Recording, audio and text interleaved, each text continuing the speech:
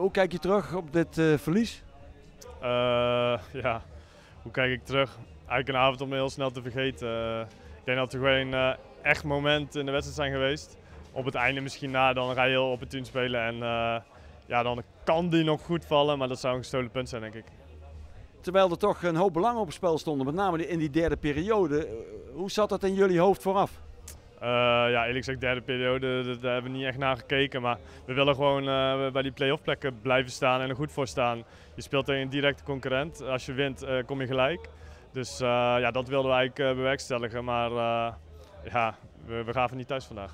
Nee, je gaf niet thuis. Hè? De eerste helft heel veel op eigen helft te vinden. Zij hadden het meeste balbezit. Waar lag dat aan?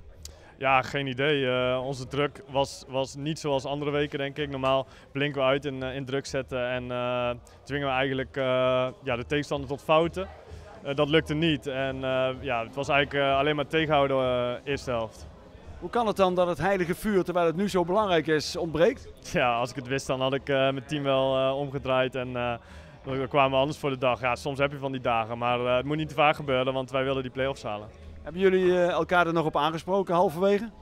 Ja, zeker. In de rust hebben we daar zeker elkaar op aangesproken. En dat het anders moest na de rust. En ja, het is enigszins anders gegaan na de rust, vind ik. Alleen het kwam niet echt tot kansen. Ik denk dat we ook niet hele grote kansen hebben weggegeven over de hele wedstrijd gezien.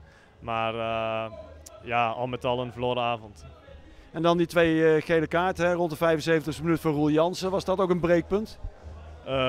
Ja, breekpunt omdat je met 10 man komt. Maar ik denk niet breekpunt dat we toen de wedstrijd hebben verloren. Ik denk dat we al langer misschien die wedstrijd ja, verder van ons af zagen glippen. En ja, uiteindelijk sta je met 10 man, maar dan ga je toch nog opportunistisch spelen. En je weet ook, ja, je hebt zelf ook wel eens met 11 tegen 10 gestaan. Ja, dat is niet lekker hoor, tegen 10 man spelen. Dus ja, hij hoeft maar één keer goed te vallen bij ons en dan kan die ook ja, binnenvallen. Dus nee, ik vond niet dat we na die rode kaart ja, de handdoek in de ring gooiden. Nee, er kwamen zelfs meer kansen hè, met dat schot van Tijmen Verheijen. Wat dacht je toen? Ja, zo, die keeper, ik zat op de bank toen al en ja, ik zag hem er eigenlijk ingaan, maar die keeper pakte hem heel goed volgens mij. Ja, jammer genoeg. Ja, helaas voor ons. Even naar jezelf toe. Je hebt een operatie gehad aan je knie. Je start weer in de basis. Hoe gaat het? Ja, gaat goed. Knie voelt goed. Conditioneel gaat het ook steeds beter natuurlijk. Eerste keertje een kwartier ingevallen, vorige week 65, vandaag ook weer 70 minuten. Dus ja, dat is heerlijk om minuten te maken en conditioneel steeds sterker te worden. Dus ja, al met al ja, positief denk ik.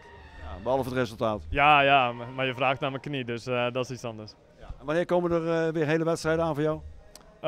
Ja, ik had vandaag ook wel gekund, denk ik. Maar ja, de trainer haalde me misschien uit voorzorg naar de kant, ik weet het niet. Dus ja, ik hoop eigenlijk volgende week. En misschien wat sambal in de thee doen hè, voor de wedstrijd. Dat je dat heilige vuur hebt wat nodig is. Ja, als dat het is, dan pleur ik bij iedereen wel in.